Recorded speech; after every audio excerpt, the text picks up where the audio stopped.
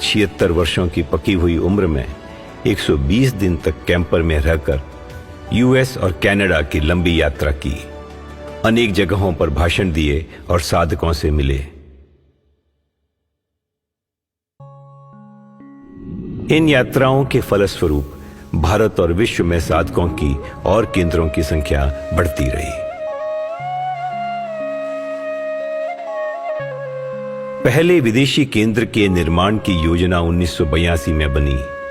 America के Massachusetts में धम्मधरा, तत्पश्चात उत्तरी अमेरिका में शनै शनै 16 और दक्षिणी अमेरिका में 8 केंद्र स्थापित हुए। ऑस्ट्रेलिया का पहला केंद्र बना धम्म भूमि, जिसके पश्चात ओशियानिया क्षेत्र में 7 केंद्र खुले।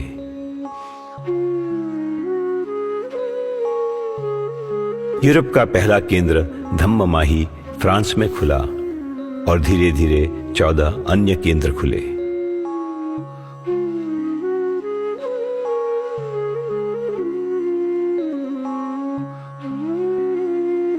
अफ्रीका का पहला केंद्र धम्मपताका दक्षिण अफ्रीका में 2005 में खुला। केंद्रों के अलावा बिन केंद्रीय कोर्स अफ्रीका भर में और अन्य देशों में लगी रहे थे। मिडिल ईस्ट का पहला केंद्र धम्म पमोदा 2014 में खुला।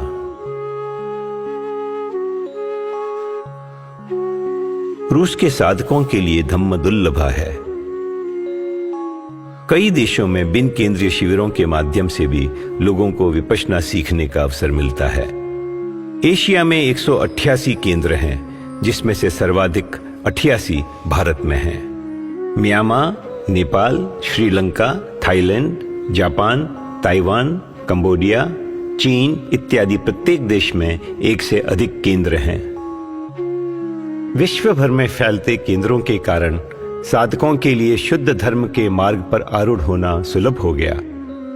वहीं गोयंका जी ने उन साधकों के लिए भी विशेष प्रयत्न किया जो लंबे समय तक लगातार ध्यान करने का लाभ उठाना चाहते थे।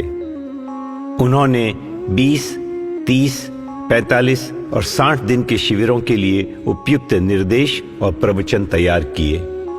इन लंबे कोर्सेज का भी साधकों को बड़ा लाभ हुआ है। साथ ही गोयंका जी ने छोटी अवधि के कोर्स भी तैयार किए जो साधना को गतिमान बनाने में सहायक होते हैं। धम्म तपोवन का निर्माण लंबे शिविरों के लिए विशेष रूप से किया गया। आज विश्व में कई केंद्रों पर छोटी और लंबी अवधि के कोर्स आयोजित किए जाते हैं।